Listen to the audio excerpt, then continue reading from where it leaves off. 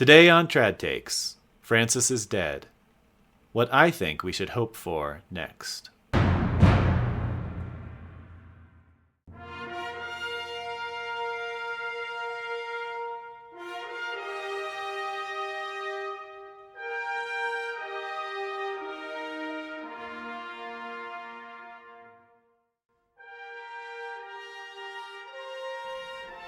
Welcome to episode 16 of Trad Takes. As always, we're hosted by the Traditionalists.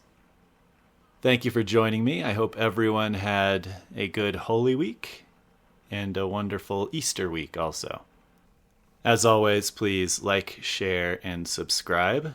Ring the bell if you want to get notified when a video from the channel comes out. Today's video will be fairly short, but we will begin, like we do every week, by reading through comments from the last video. We'll start off from first-time commenter, I believe, Jamie Kennedy, 9628, who simply says, "Excellent podcast." Thank you, Jamie. I don't know if it was, but I appreciate that you thought it was. Montana Skies 77 has a comment that also has several responses on it.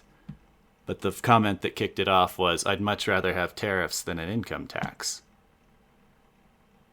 I would say potentially, sure. If it's a binary choice, tariffs versus income tax, I probably would rather have tariffs.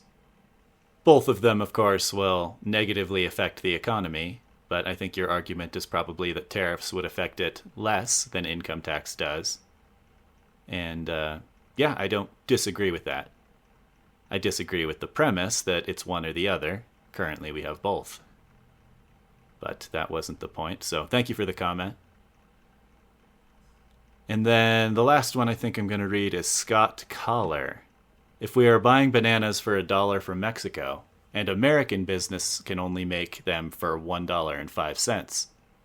We put a 15% tariff on Mexico, and now it makes buying American bananas much more attractive.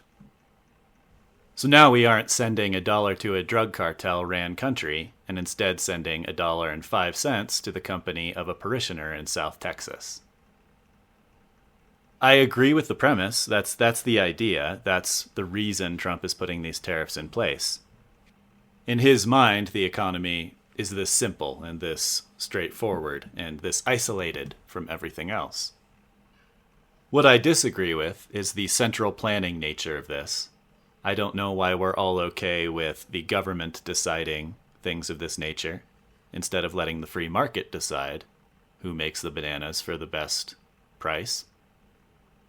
I don't know why we're okay with letting the executive branch use this power like a cudgel instead of going through Congress like it should be.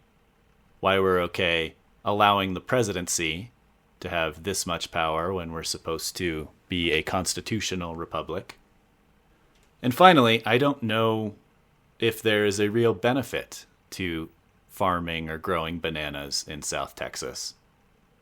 Why don't we use South Texas for other things and let Mexico do what they do best and grow bananas? So I, of course, understand and I see the point from the pro-tariff side. I just think it's overly simplified, not historically based, and a little bit scary from a trusting the government too much perspective, just because the guy currently in the presidency is someone that some of us adore. Thank you, Scott, and thank you, everyone, for the comments on last week's video. And now let's go to the news. The biggest news, from my perspective, and probably from most everyone who listens to this podcast's perspective, is that Francis I, the man sitting on St. Peter's throne for the last several years, has died. Now, we may have people listening to this who believe that he was not the Pope due to his heresy and the promulgation of errors from the Vatican. We may have people listening who think he was a bad father, that he was the Pope, and that He did things that were not ideal, but that because he was the Pope, that we cannot judge him. We may even have people listening who liked him. I doubt it. I doubt you would listen to something called the Traditionalists if you did. But regardless, one thing we can all agree upon is that the man is in need of our prayers. I say with truthfulness, but with a little bit of irony, that probably no one has done more for the cause of traditional Catholicism, specifically Sedevacantism, than Francis I. Obviously, unintentionally. The other thing that we can all agree on is that right now, the seat of Peter is vacant. Some of us believe it has been vacant since the late 50s, and others may think it's only been vacant since Easter Monday. But at some point, the College of Cardinals will hold a conclave. They will elect a new person to sit on St. Peter's throne.